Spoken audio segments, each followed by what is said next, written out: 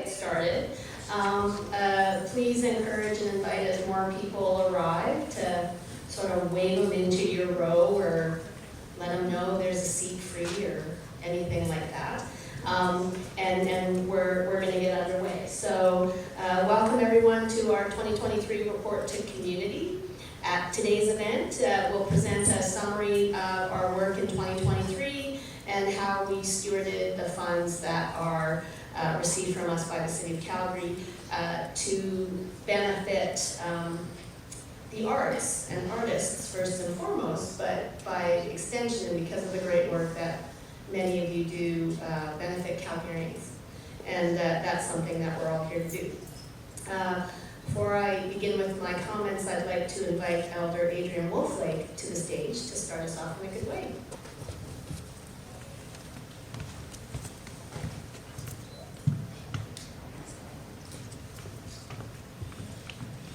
Thank you, and I just received some tobacco, which in a lot of our traditions is a gift, it's a medicine, it's for healing, and it just, it puts us back at a good start again.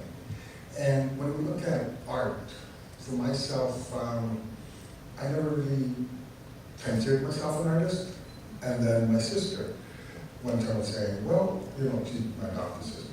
She was saying, you know, your dad does this, your uncle does this one does this, so what do you do? And I tried to make it smaller, and I said, I just do stick figures. And she was like, oh, a traditionalist. She made me smile, and she made me feel good about what I was doing. So, to each their own. And we had some awesome debates. And my sister, it was an honor this year that doing a project with our association that we went to her school, Joe Carter Sugar. And you know, working with these artists, there was a retrospective a while back with Glenville with artsaction.ca. And just sitting and talking with him as people would come and asking things and asking to sign books. And there was a couple there that said that they had someone going to school. I said, what would you recommend that we tell him as he pursues a degree in art? And he said, they're going to fill this up, but listen here. And listen to you. And then somebody else would ask, well, when did you first do art? He goes, well, you know, I could say when I started school, but I think actually, he was out by Cold Lake. He goes, no, being on the shore, and I had a stick, and I was drawing pictures in the sand, probably a year and a half or 2 years old. So art starts when we're young and stays with us for life. And it's a way of actualizing our dreams and taking people to different places.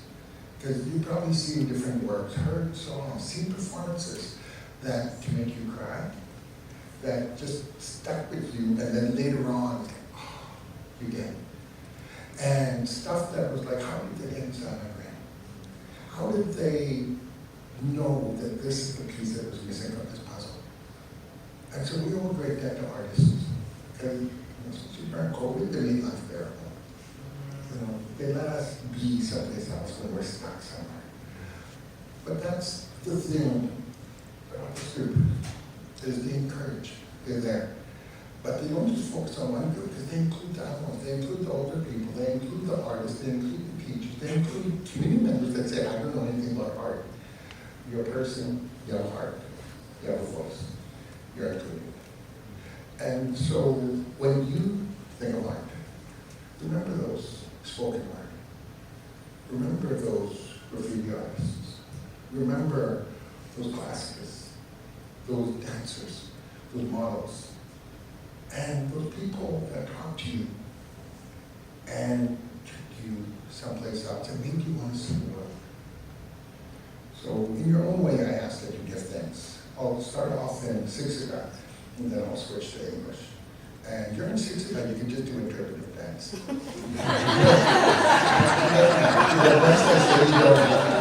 else is easy, so we're good. I do ask that when we do the prayer, that you don't record it, you don't capture it, because it's given. And once we capture it, we hang on to it. So let it go. And working with youth, there was this one session where an individual was sitting there just awestruck, and I was like, so what's rolling around in your head? And he said, I was just thinking, when you talk about asking, and that we're all children, I was thinking, how many, that other place, how many prayers are there that no one asked for? Because we've been conditioned to do that, to not ask for help when we need it. So give yourself a prayer. Ask for help. So, following up on the very wise words, and already been starting us off in a good way. As you all know, we live and work and play here on the ancestral territories of the people of Treaty 7. This is the home of the Siksikates of the Blackfoot people, comprising the Siksika, the Gaina, and the Piikani First Nations, as well as the Treaty 7 signatories, the Tsuut'ina Nation, and the Iyahe Nakota, Bearspaw, Chiniki, and Goodstoney First Nations.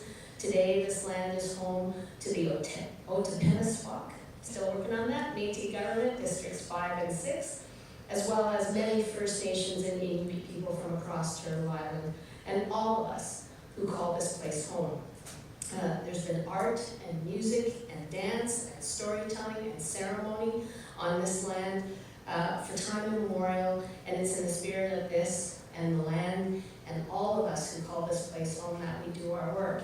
And in particular, when I have the opportunity to be in a room of so many creatives and artists and people who devote their work, and I don't necessarily mean paid work, they devote their passion to sharing and to connecting us and to feeling like we belong. That is the good work. That is the acknowledgement that all of you give to this place every day. So it isn't about whether or not, can I say Otopenasquak, or am I right by saying Piikani, right, or Gaina, or Siksika. And by the way, you should practice if you're gonna say these kind of acknowledgements out loud. God knows there's enough stuff out on the YouTube where you can practice, right? And also be okay when, you know, Elder Adrian will correct me. And he's like, maybe it's more like this. But it's about trying, right? And as artists more than anybody, know what it is to try, know what it is to iterate, know what it is to keep working, to keep going. And that's the gift you bring. That's the acknowledgement you bring to this place. So always carry that with you in your heart. There are a ton of Calgary Arts Development team members here today. We are a mighty team, and I'm so grateful to all of you. I hope that you'll get to meet some of our team members. They're wearing their name tags, except for Van, who left hers, but she remembered that, and good for you, Van. Picking on you because I can. But you'll see members of our team around and happy to answer any questions that you have. How today's going to work is I'm going to talk with some slides about 2023, as you heard. And then we're going to have a moment with a couple of our poets laureate today. And then we're going to open up for a short Q&A session. I've got members of our leadership team here. So as you hear me talk about some of the things that happened in 2023, if other things come up that you want to ask us about in space, in group, in circle, then we're happy to do that. And then we're going to head out and allow for some time for networking and mingling, which is the thing we hear people most value, is getting to meet new people and getting to talk one-on-one with members of the CADA team and things like that. So we're going to try and do all of that, knowing we got to be out of here by 6:30 because there's another event coming in here tonight. So we'll try and do all of that today. So starting off 2023, we granted $14.4 million into Calgary's arts sector through 663 grants. You can see how the public dollars we received from the City of Calgary spread out into the community, supporting more than 37,000 arts experiences that had a total participation of over 4.9 million. So when people talk about this isn't an art city, there's something to do, it's just like really, and I was saying to Helen the other day, I think the next time I hear someone say that, I'm gonna challenge them to spend the week with me and come with me. And then tell me there's nothing to do. I don't know where to go, I don't know. But that, and keeping in mind that 37,000, 4.9 million, that's only the 663 grants. So it's not what happens in the Saddle Dome, it's not what happens at Mikey's, and thank goodness they have another venue, it's not what happens at the Ironwood, it's not what happens at your kids' dance school. That's just those that we invest in. So think about that in terms of the opportunities and the presence of the arts in our own community for the benefit of our own citizens. It's really quite something. And I really applaud you all, and I think you should be proud of that. Know that you're a part of something this big. On the next two slides, we break out a bit of what how our grant investment of $14.4 million broke out from the largest program, which is the operating grant program, to which is at $8.5 million, give or take, to the rest of our programs, including project grants for arts organizations and individual artists, the Future Focus program, as well as grants with specific focus on equity-deserving artists like the Original People's Investment Program and Art Share. Our grant investment programs that also promote cultural activation and tourism, like the Cultural Activation Fund, and grants supporting art for social change, like the Changemaker grants. So there's always a bit of a kind of fine line, a dynamic tension that we manage, because as we got bigger, right, our envelopes got bigger, we also had more demand. We also saw a wider array of ways in which artists and creatives are connecting, Calgarians, are undertaking their practice in support of what I call public benefit for Calgarians, which includes artists, by the way. And so while we aren't looking to have all these programs serving all people, we knew we needed to have more programs that were starting to, I think, give artists and creatives the opportunity to sort of see themselves inside some of these programs that really did align to their practice. So, it's that kind of, again, that dynamic tension you manage, which is, as the funder, you shouldn't be the one who has to try and fit into my reality. We should be the ones trying to fit into yours. So part of that involves an array of programs where maybe you might see yourself inside some of them. And so that's the current version of the programs that we have in 2023. And for those of you who are in grant recipients inside the operating grant program, Alyssa and Tina began the work at the end of 23 in looking at a review for that program for the similar reasons that I just talked about in terms of how do we see ourselves inside these programs.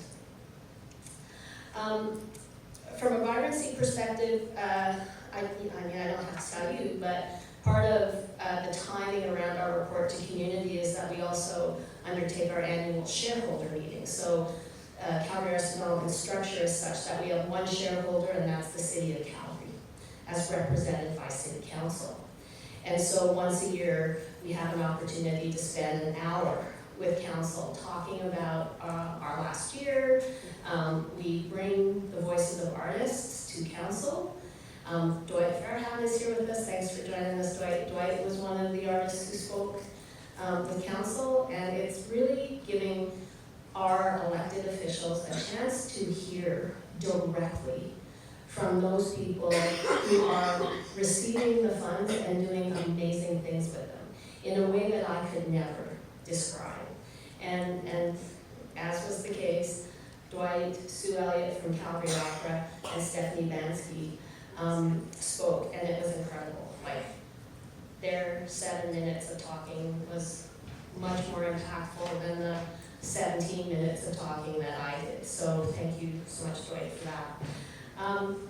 So what I shared with them is that the contribution the arts make to a more vibrant downtown, how the arts enliven neighborhoods in every ward in the city, are all things and all reasons why the city makes a really good choice in investing in the arts through Calgary Arts Development and through other programs that the city has.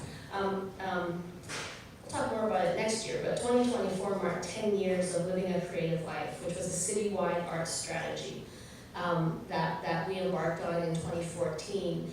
And really incredible things have come from that, and I'll give you a teaser to encourage you to come back next year.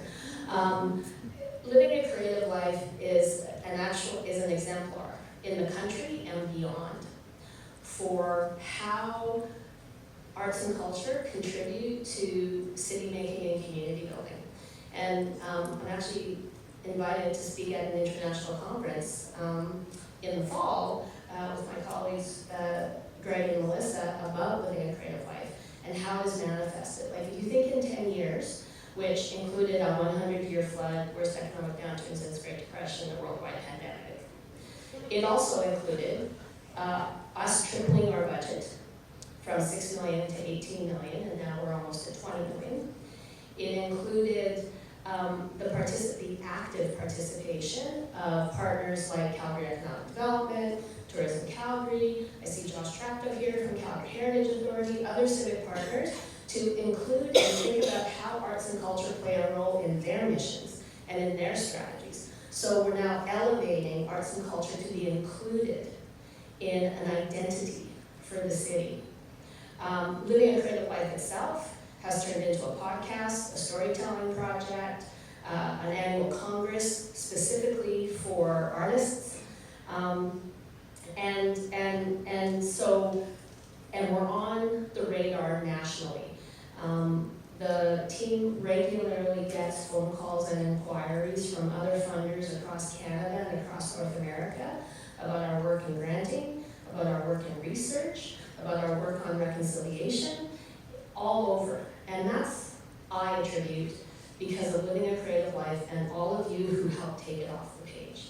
And so I just wanted to celebrate all of you for this moment and know that the rest of this year and beyond, we'll be talking more about what does the next chapter of Living a Creative Life look like? How do we continue to create the conditions where Calgarians can live their most creative lives? And at the heart of that are artists, because you practice creativity every day.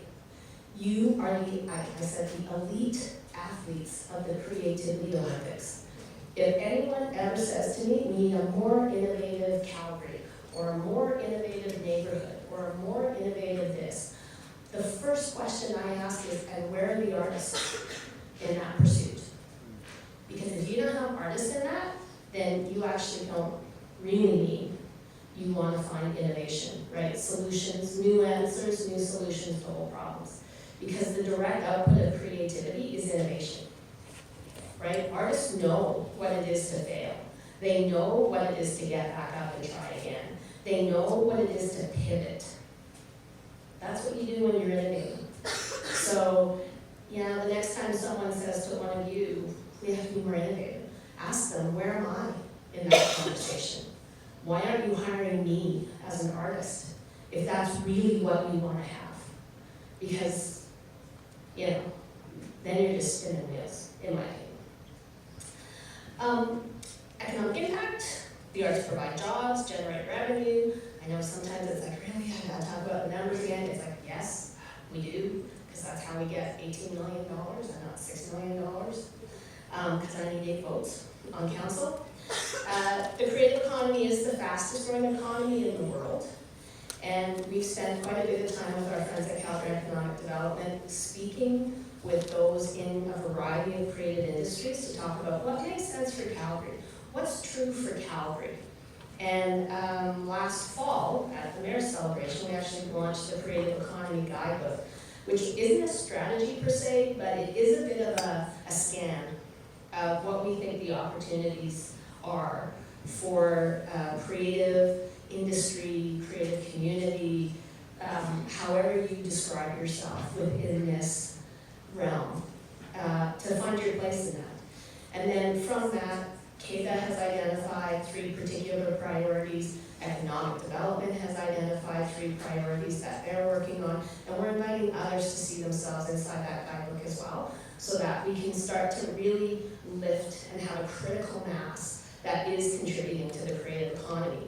I mean, with respect to, again, those 663, or, well, actually less than, about 180 inside the operating grant program, had an accumulated revenue of over $150 million and a total direct economic output of almost $149 million. So again, that's just, it's not even the 663 grants. Am I right in saying it's like 170, 180? 198 to be exact.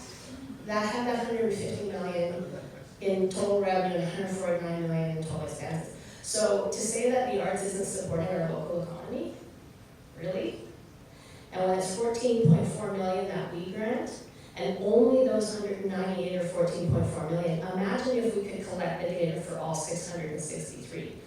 Then what would that number look like? So that's the kind of impact that this community has. The total number of artists hired in 2023 was over 12,000, and the total number of full-time equivalent art staff was 800. So we're pulling our weight. As a matter of fact, I'd argue we're punching above our weight. And again, congratulations in this time when I know life is really challenging. I know many, many organizations, many of the folks and leaders in this room are making really challenging choices. But on balance, you are doing the good work, and congratulations and thank you for that. From an access perspective, the total number of arts experiences, as I said, was 37,000. And of those, 7,700 were for youth, with an attendance of over 230,000 young people. For those of you who are involved and engaged in youth programming, you know firsthand how arts experiences contribute to young lives in terms of enhancing learning, building confidence, teamwork, understanding, generating a sense of belonging. And it isn't only in that moment, in their role as that young person, that stays with them for life. So when we talk about creating better citizens, artists do that. Arts organizations do that work. And so it makes a difference. Artists are our storytellers and our meaning makers. You heard me say that last year, and how much and how important it is for artists to be among us in this time and to hear from artists. The work you do shapes the identity of our city, which is the 3rd most diverse major city in Canada. And by 3rd most, that means 43% of Calgarians, including urban Indigenous populations, are a visible minority. We are well on our way to becoming not the visible minority, but the visible majority. And so when I say that, our arts ecosystem includes stories and arts experiences that are as varied as the people who live here. And we need to pay attention to that, and who's living to Calgary, and who's coming to Calgary, and how and why our work is guided by the values of equity, diversity, inclusion, and accessibility. And I say that to you, again, not as if you want to be a good person, if you want to be progressive, if you want to do the right thing. It's not about that. It's about do the math. If we're 43% visible minority right now, well on our way to being over 50% by a long shot within our lifetimes, what are you doing if you're not paying attention to that? You're cutting yourself out of the market. And the current market that maybe you focus on is shrinking. So this is about business. You want to do good business? Think about how EDIA is impacted in your organizations. Think about who your communities are that you're in good relations with. Think about what that means. Think about the cultural backgrounds that they come from. Think about what it is to be a plural society. A plural community is, yes, we build traditions together. We build a cultural practice together, but not at the expense of people forgetting the cultural practices of where they come from, of the many identities they wear, and live and walk in this world, right? Like, when I'm in front of a group of people I don't know, I'll introduce myself with 3 ways: my Chinese name, my Blackfoot name, and my English name. And I'll say how and why my names are what they are. And it's to say that I walk in this world and know at least those 3 ways that people know me by. So if all of us would walk in with at least 3 ways, then what does that mean? What are the opportunities and the possibilities that open up for you in your work, in your business? When you think about, I just had a great conversation with Allison today about fundraising. What is that going to mean when we're 50+% visible minority? And yes, the city's growing, by the way, at 1.7 million, which kind of blows my mind. We are growing. So is the demand, so are the costs, so are the challenges of keeping our doors open. All of those things, writ large, are happening for us.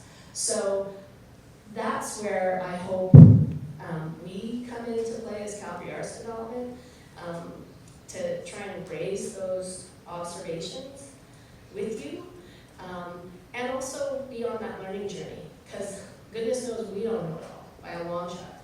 We're willing to try stuff, and we would welcome the opportunity to walk with you in trying those things. Art equals belonging. That's a big part of it, I think. That's a clue. You know, 2 things really affected me as I was thinking about my comments today.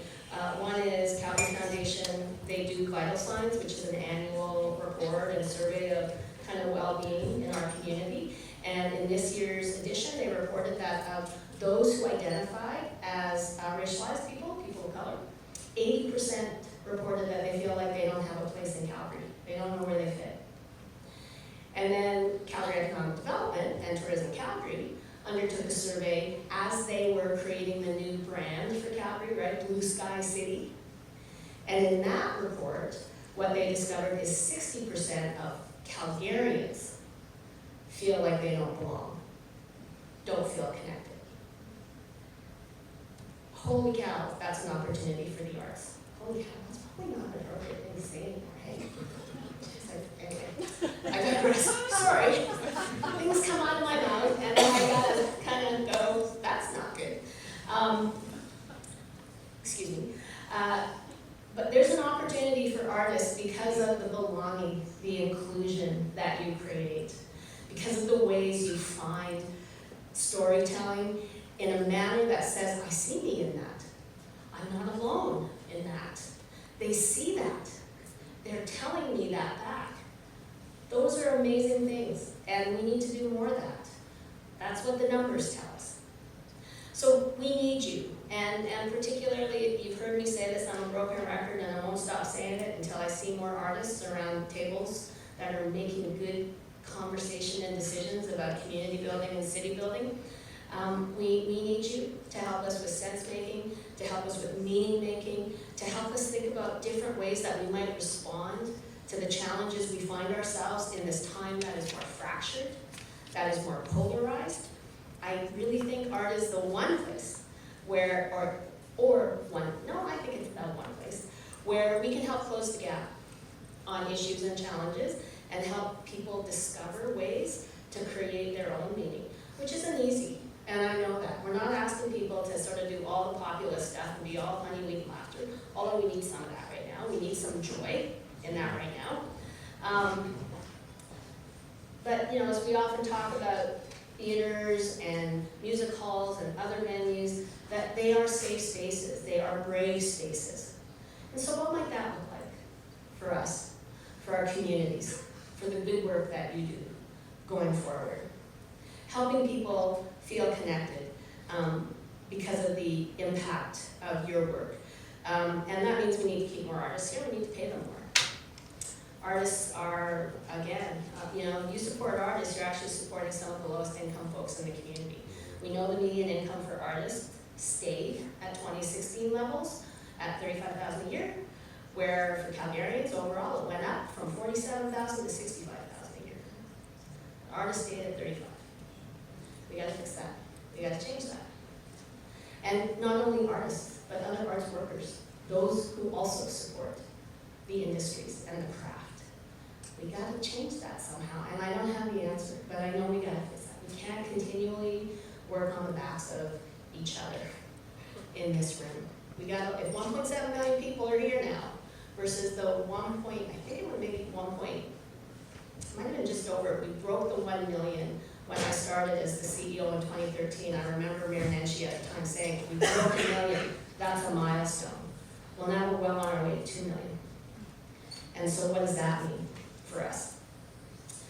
People are returning to the arts. We did see that. You saw that in the numbers. And we need to find more places where like minds and like souls and can gather and can be in space together. And that's all of you that create that. You heard me talk earlier about the numbers and the creative economy and fast growing economy in the world. And we looked to support initiatives like Rise Up and Chinook Blast in partnership with other city builders. And you've heard me describe them: tourism, economic development, City of Calgary, Calgary Hotel Association. Support opportunities for Calgarians to experience events that range from small, pop-up, intimate performances to the large-scale spectacle events like Chinook Blast. This year, over 3 weekends, 450,000 Calgarians took part in activities, many of whom I see Johnny and Joanne here from the Rabbits during the High Performance Rodeo. There's some extraordinary work that happened. And so, again, how do we create that critical mass so you feel like you're part of something? You feel like you're part of something really exciting. Those were initiatives, and again, was invited to the first Summit on Cities by the Canadian Urban Institute to talk about Chinook Blast and how we're including artists in recovery from COVID and economic downturns and all that kind of stuff. So people see us, and because they see us, it gives us an opportunity for people to see you and the good work that you all do. So, as you get more phone calls from across the country saying, hey, how did you do that? What are you doing? That's why, because people are seeing you in that way. One of the newest programs that we undertook is stewarding the public art program on behalf of the City of Calgary. It's an important part of our work. We're commissioning new works, we're offering learning about public art, and we're activating the municipal public art collection. And what you see up here is one of the projects, which is activating the part of the city's collection that you don't get to see because it's not like a public installation in a park or on a bridge or wherever it might be. It's actually pieces of work that have been acquired by the city and sit in storage or sit in places where the public isn't normally able to access. So the team came up with these digital billboards in locations throughout the city displaying works from the collection and making it clear that as Calgarians, this is your collection. These are things that you own as citizens. And it was a way to take the artwork to where people are. I've said to our interim public art director, Greg, and members of the public art team, I want us to think about it as putting the public back in public art. And so how do we create that kind of connection and an opportunity? And these billboards are traveling throughout the city, and we're particularly focusing on communities that don't currently have public art in their neighborhoods and in their communities. Our current work is guided by a 4-year strategic framework called Ego Matapop. The name was gifted to us by Blackfoot elder Sako Pito, and Ego Matapop means "and now we begin." And he gifted us that name as he participated in our strategic kind of reflection and planning in light of everything I mentioned has happened in the last 10 years. And he felt like it was like, and now we begin this next chapter, this next part of the journey. And so he gifted us this name, and we identified these 4 directions of purpose, people, community, and resources, and you can find the framework on our website.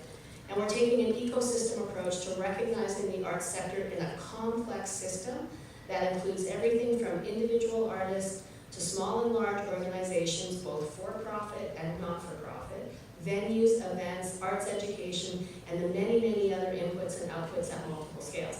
Now that's not, and Kate is going to support all of them, but it is about recognizing what the system looks like and then where are the parts where, to greatest effect, we might take part and how might we take part. Our work is also guided by the values of equity, diversity, inclusion, and accessibility, and supports City Council's strategic priorities, particularly those of economic resilience, hence my focus on the numbers these days, and social resilience.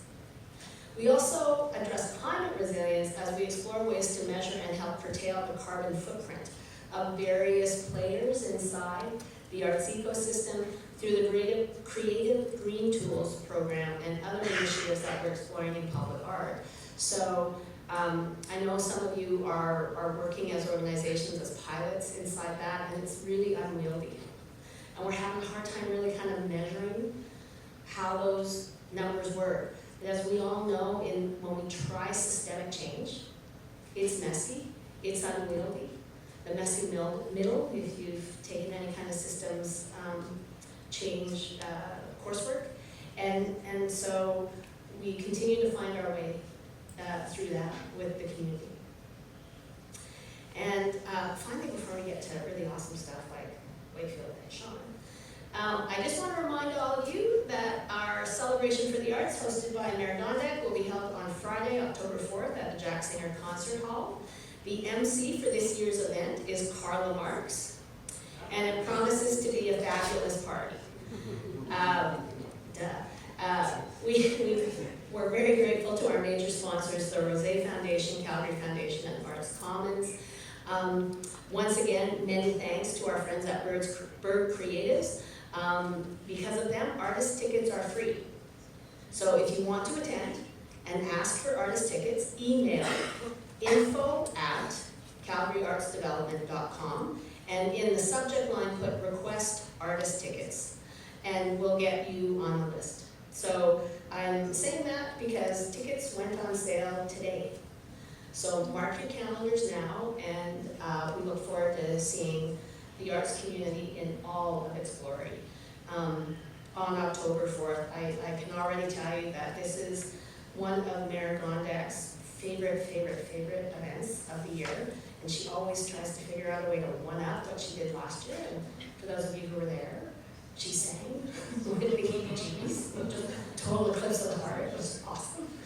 I don't know what she's going to do with Carla Marks, but you know, you want to go there, you know what it's going to be like on that day. So, so that's 2023.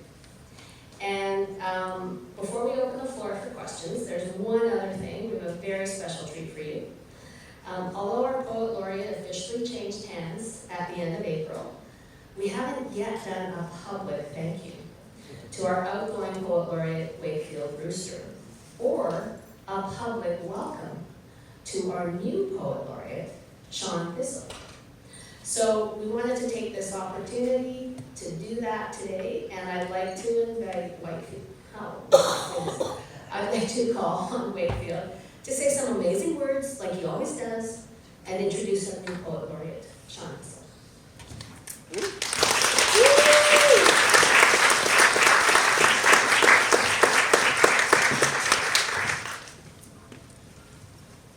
How's this? Better? Here we go. My last 2 years, this term that I have had as your Poet Laureate has been an all-day, everyday poetry party. I have never had so much poetic, artistic, creative fun ever in my life. And I can say thank you. And thank you. One of the greatest, I believe, rewards was being dubbed, monikered as a social poet, as a poet of the people. It was a really great honor to hear citizens of Calgary, one of the most seemingly resistant cities in the country, in one of the seemingly most resistant provinces in the country, would view a person of my stature, of my culture, of my color, as someone who could tell their stories too. I am honored, and I just want to say thank you so much, Calgary. Now,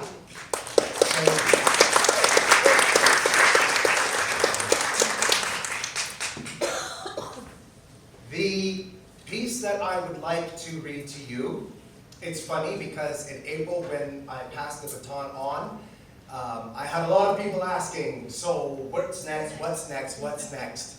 When I walked in, Sherry McMaster asked me, so how's your retirement? I thought that was cute. And I said, it hasn't changed. Nothing has changed. It's actually gotten busier. And I have more public engagement to write for our city. So, in the same spirit as some of the tales that Patti Pon was speaking of when it comes to community and Indigenous learning, and I know we don't have time, so Indigenous learning, there is a dinner series, and it is titled Asinakis.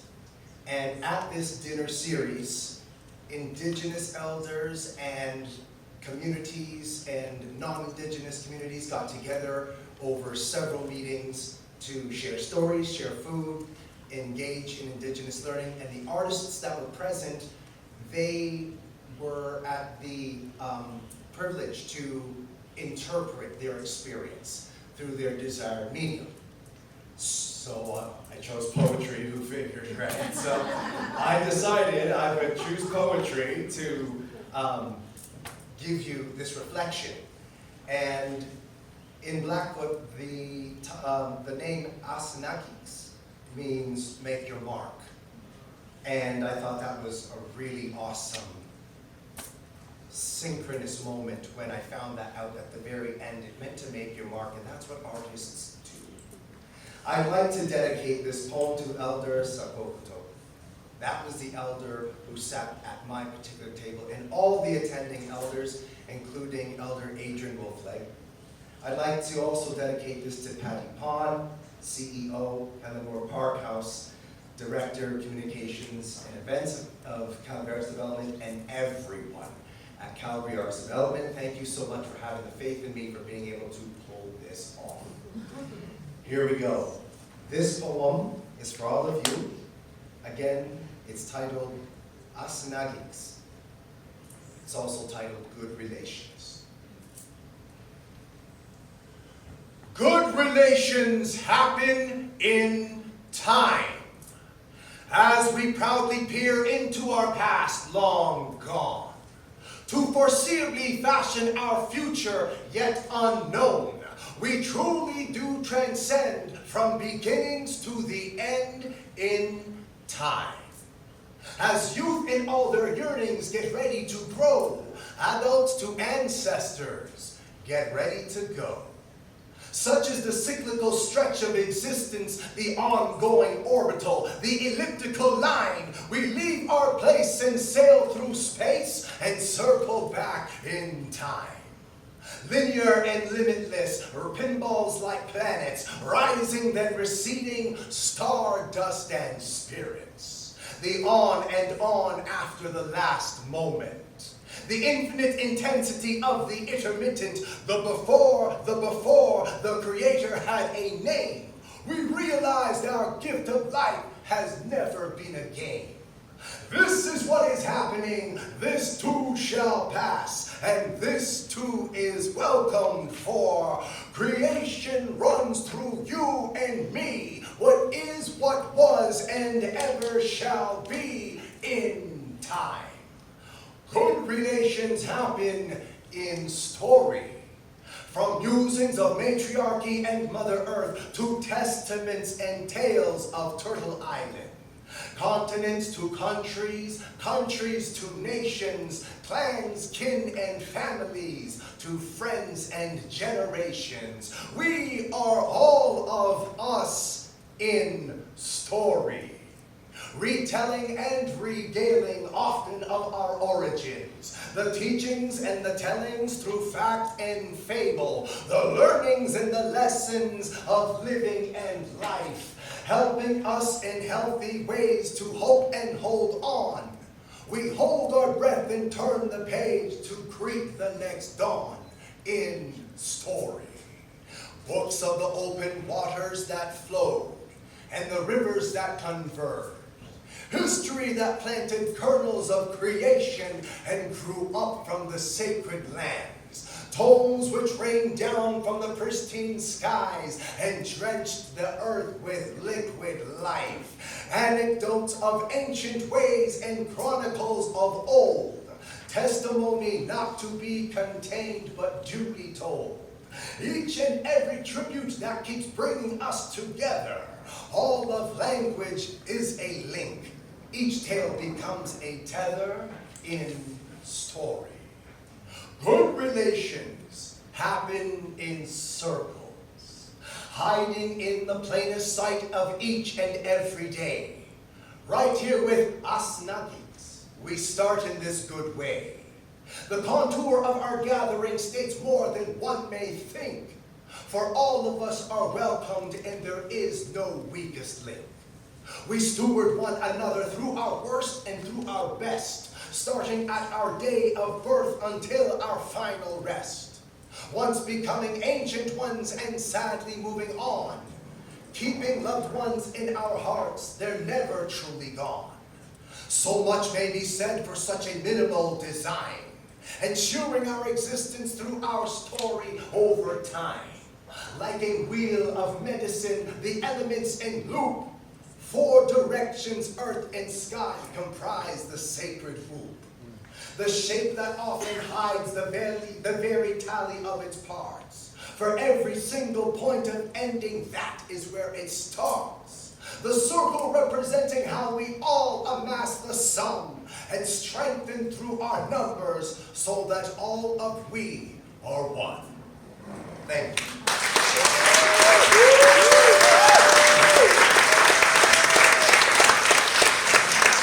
I arrived from Toronto locating in 2006, and Sean was one of the first poets I met.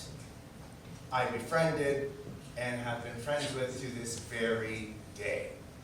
The two of us have been able to actually watch each other's careers do what they have done, which is rise to some unfathomable heights. And I have to say, I didn't see this coming, and I couldn't predict it happening. I simply did the best I could at all times with this thing called poetry, and the efforts simply radiated until it got to this wonderful moment. I can say honestly that it is about the greatest public acclaim I've ever achieved, and I am so very happy to pass this honor on to you, my friend. Everyone please welcome the 7th Poet Laureate of Calgary, Sean Crystal!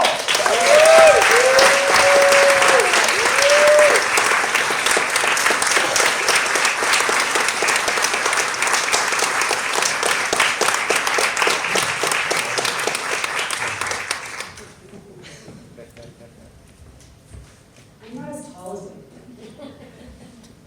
There we go. Oh, what a lovely day. So, my friend and my friends, I have 2 PSAs. My first PSA is that one of the other things that I get to do in this life is I get to be the executive director of Calgary Queer Art Society, and Fairy Tales Queer Art and Film Festival is happening this week.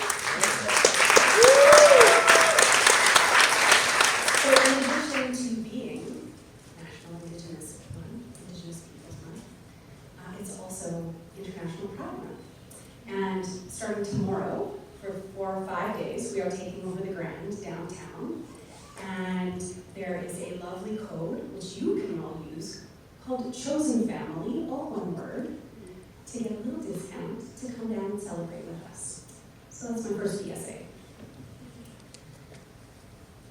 And now I have forgotten my second PSA, so I'm just going to bypass that altogether.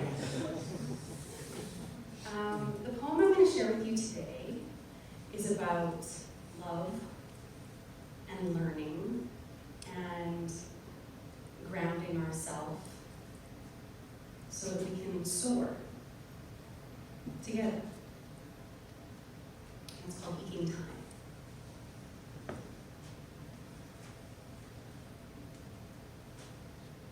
Mother speaks while child ekes out time to play. Says, listen, mother, listen, listen. That's not what she says. Mother speaks while child ekes out time to play. Says, listen, child, listen, listen. Good children don't hiss like angry cats. Dust settles on rusting road signs, warning llamas of the dangers of crossing, or drivers of the dangers of llamas.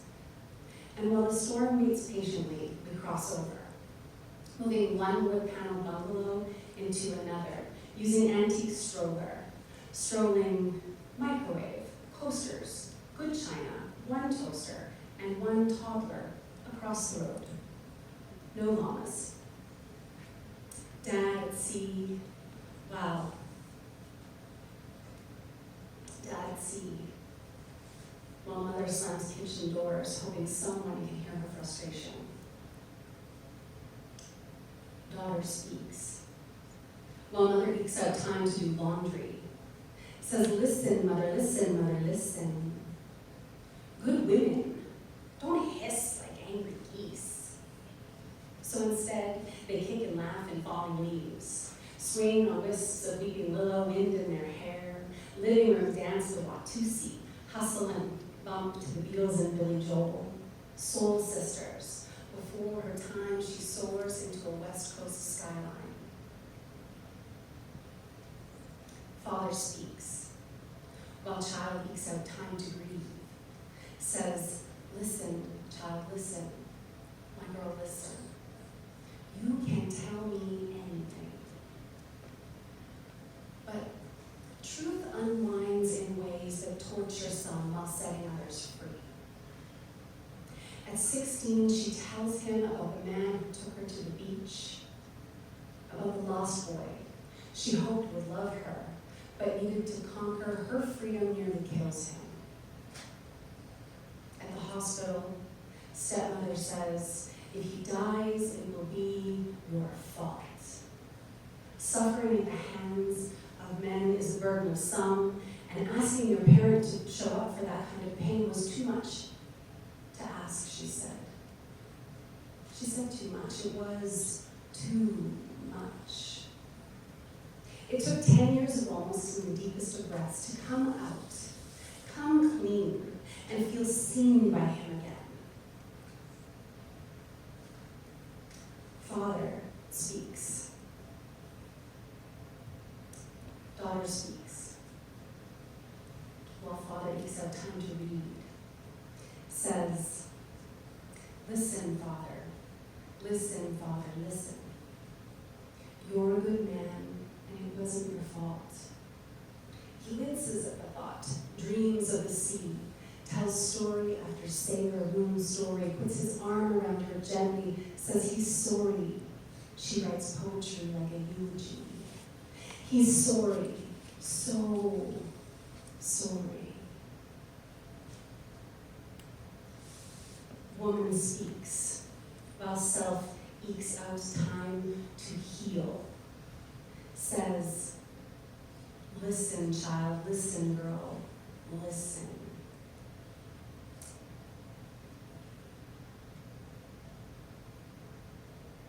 There is no grief, that words know better than the body. They did the best they could with the tools they had. And the rest, child, the rest is up to you.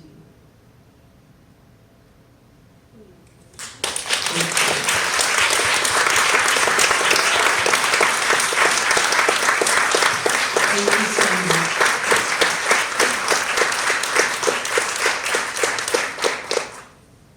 There's been a lot of gratitude shared. I just want to also offer a very quick note of gratitude to Calgary Arts Development, Calgary Public Library, the City of Calgary, the Calgary Foundation, all of you, and our great city who is making space for poets and poetry and all kinds of art, because we are claiming our space and we will soar together. Thank you.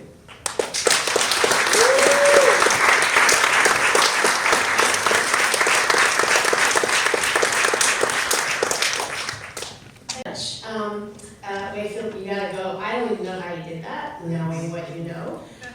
We have a certificate that we provide to all of our poets laureate, and so I wanted to be sure you have this. Thank you so much. Thank you.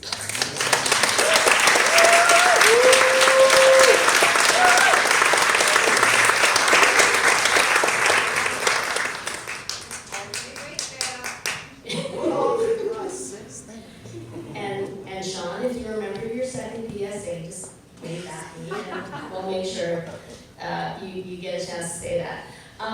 So that's, we wanted to allow a little bit of time, and we do have some, for any Q&A or comments, or maybe there was something you saw up on the slides or heard me say that you want a little bit of clarity on.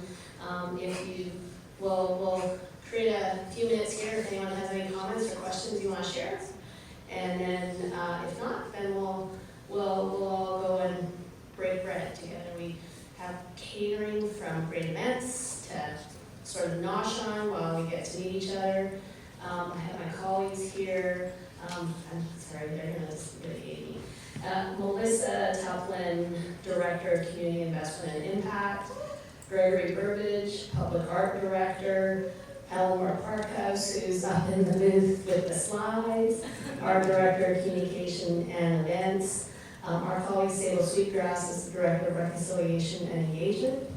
So these four folks, along with myself, comprise the leadership team. Thank you, thank you, thank you. And we actually have over 30 people working with Cater now. So I'm not going to name y'all, even though I picked on Dan, I'm sorry. But I just want you to know how honored I am to get to work with all of you in support of an extraordinary group of Calgarians who help connect us and make us feel like we belong. So many thanks to the team.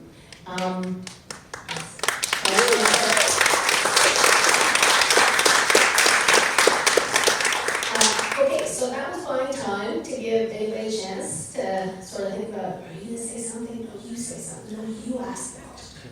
No, you. So does anybody have any comments or questions that they want to raise in a circle? I see one up there. Hi.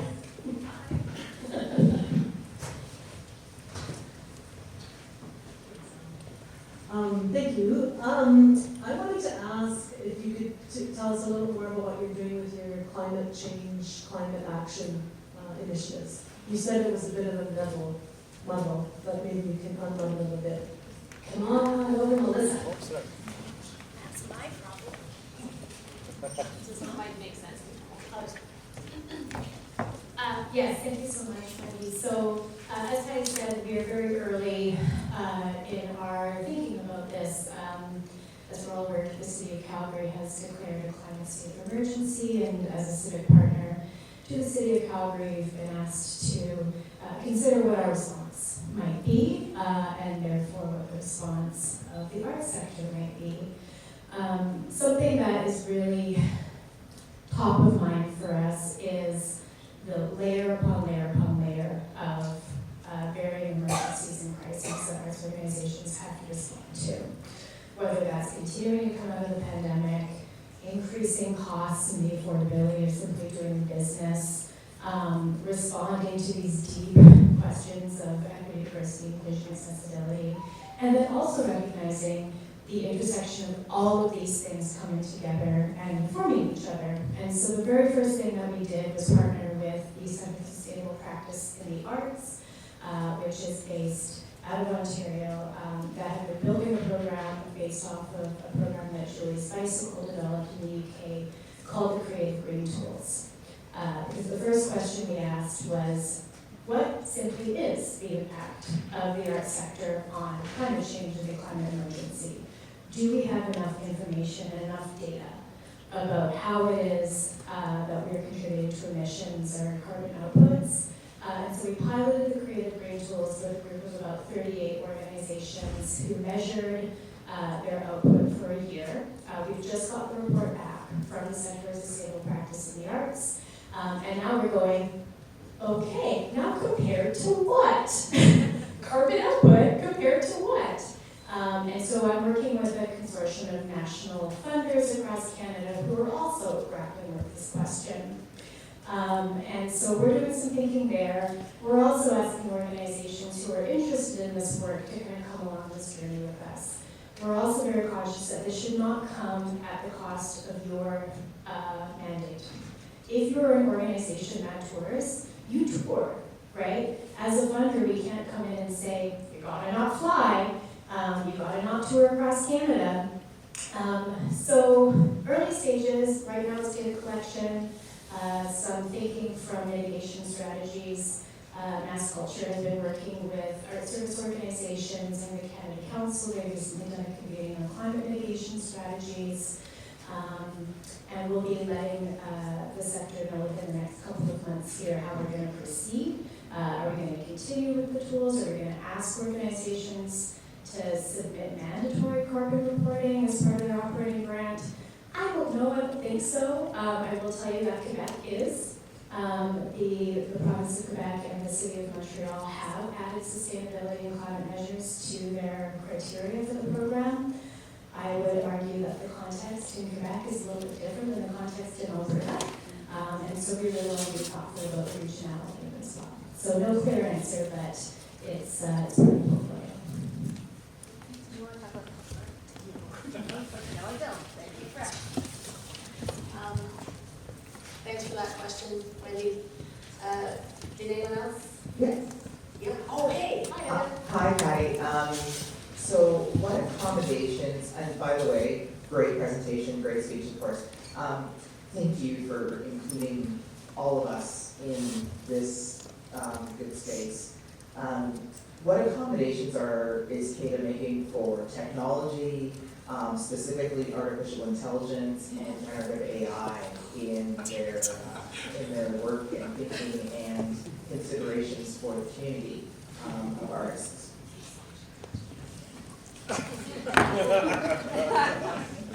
I'm back. That's a great question and also something that we're really grappling with. So I guess my answer is twofold. The first is the question of artificial intelligence and the use of artificial intelligence in granting and funding processes is something that we want to approach really taking seriously the ethical concerns of the usage on feeding open source AI or whatever it is. And I think the question that we're really holding is to what end, right? Is this about efficiency? Is this about responding to the speed at which the technology in the sector is changing? Is this about acknowledging that for many people, artificial intelligence and these types of tools are indeed an accommodation and accessibility tool to be able to access our programs? And we've never wanted to be in a position where we tell artists and organizations how to undertake their own work. So I don't know if anybody from the foundation is here. We are looking to those organizations who are a little bit ahead of us. The Rosé Foundation has developed an AI policy for their own work. There are funders across the country who have done the same.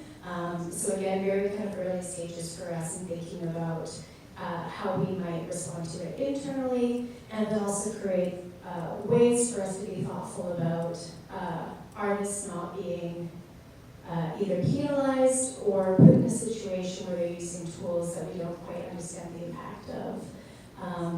So no strong answer right now, but we hope to have some policies in place for the future. But again, it's very rooted in the ethical considerations of it, as it pertains to creative IP.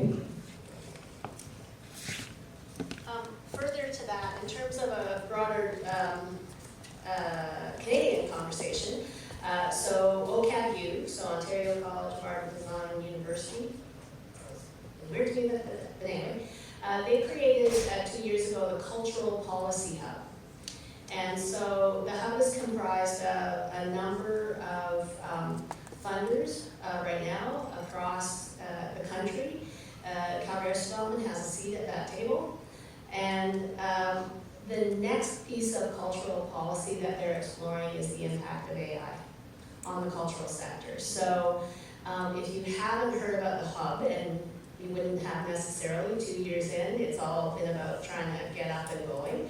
One of the things they're really looking to do is hold sessions and gatherings, mostly online, to create the greatest possible access, to really think about this.